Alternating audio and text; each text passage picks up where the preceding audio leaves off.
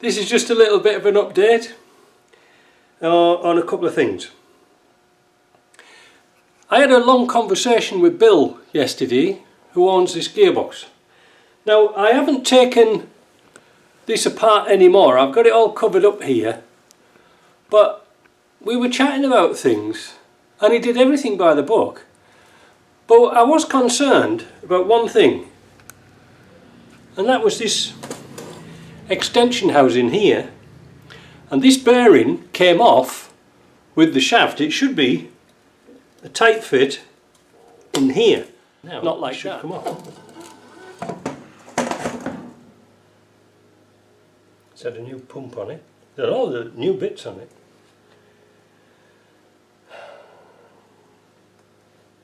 Well, that's interesting.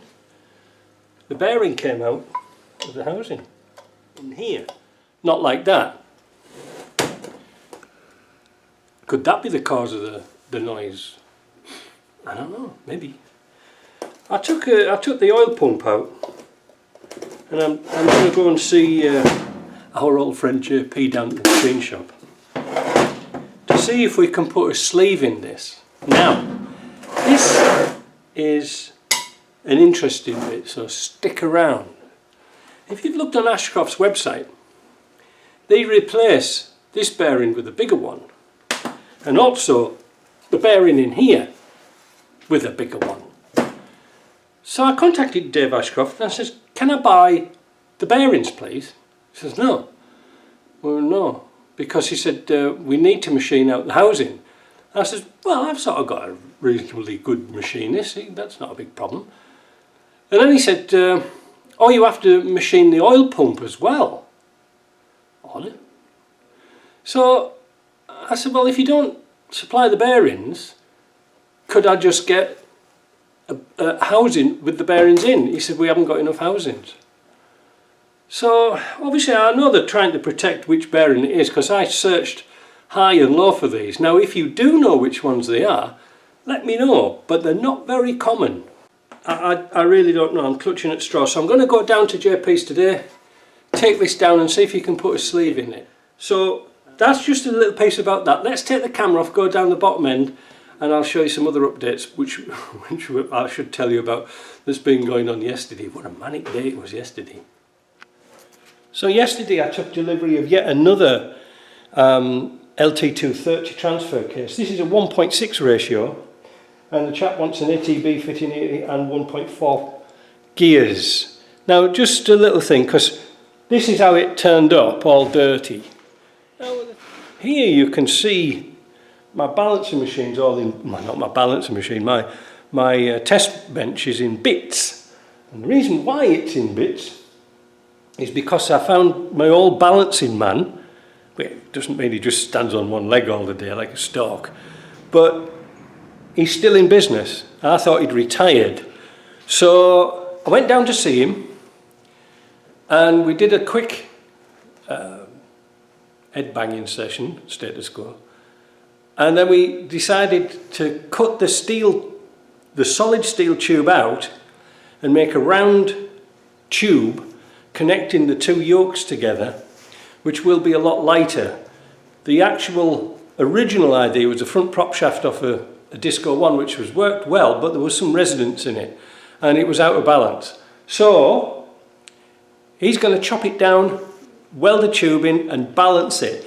Now this sort of blew me away a little bit about balancing, because on the end of the motor here there's a coupling, like it's a keyed bush with held in with some little grub screws like this. Well, of course I left them down here on the magnet so I didn't lose them. He says, where's the grub screws? I said, they're at home. Well, this is like 45 kilometres away. So he says, I think I might have some metric ones. This is an old guy, because none of them here has got any metric stuff. And fortunately, he had some, and this is how critical it is. I said, well, surely that won't affect it. Oh, yes, it will. He says, it will. We want to get this 100%. So it's going to be good when it comes back. So that might be in tomorrow. He doesn't work Thursdays and Fridays now because he's getting on a bit. And but by next week we hopefully will have this back together. And the idea is we'll get that bushing put in that transfer case, hopefully if JP's a bit quiet, and we'll get this taken to bits this morning, cleaned up the best we can, and we're going to have to put a top hat bush in, you know, like the bush for the intermediate shaft in there, so it looks like JP's going to be part of the business very shortly, a shareholder or something like that, because he's got lots of my jobs in at the moment. Isn't it funny that we had nothing over winter? Nothing since like end of November. Now up to the eyes. Oh, here's the transfer case on the bench. I've decided to adopt a different technique, and I found it was kind of easy to take it to bits while it's attached to my boom on my forklift. Up there, look. Because then I don't have to struggle on getting the oil out. So let's have a go. Now, this is a 1667 ratio. There's a lot of cleaning to do on it, but it is an early one. Now, you can probably see here where the shaft's been leaking. You can see it's leaking down there. Everybody thinks it's this oil seal here, but they never leak. Neither do the one on the back of the gearbox. It always leaks out of here. Notice, this is where I got this idea from the studs, because they instead of putting bolts through here, they put nuts and studs. And it works out quite well, because it makes it easier to align, and also you're not going to make a cock-up of putting a longer bolt through the top here, which is going to get caught on the gears. Important. So, I wonder how much oil's in it. Sometimes people don't drain them off, you know. What size is it? Oh, I think they have done. I think they have done, because the bung's out, look. We'll continue to strip this down, but by being on this, give us a 12 ampere thing here, it allows me to get a mass majority of the parts off without sort of breaking my back. I'll report back in a minute or two. Here's something to look for, playmates.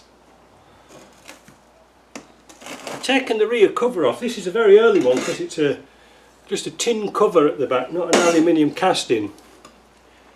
But this is a suffix B, very early one. Suffix A's and suffix B's shouldn't have the oil hole in the gear for lubrication, right kids? But if you noticed here, let me get the flashlight now. You see the oil feed hole here? It's blocked full of silicone. This hole here, blocked full of silicone. I'm going to try and get that cover off. It is silicone everywhere. I'm going to try and get it off.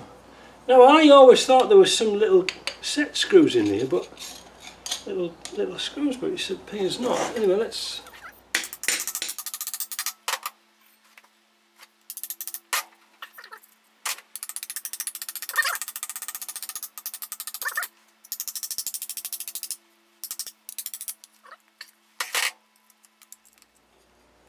It looks like somebody's already put a gear in here, I'm not sure. Yeah, you can see the big ball of silicone just on here. So let's have a look at this gear. Ta-da! No oil hole. And shaft, the splines are, well, debatable. Not too bad. Would suggest a new gear. Now this is going to be a problem. Well, not so much a problem, but if you remember on my last video I mentioned about an oil plate. Well, we're going to have to put one of these in here if we put a gear in, because I've drilled through these before and they're a bugger. But the oil feed plate will sort that out. So that goes with that. It did. And I'll report back later. Yeah. Interesting. I haven't got much to take off now. But I've got a lot of cleaning to do.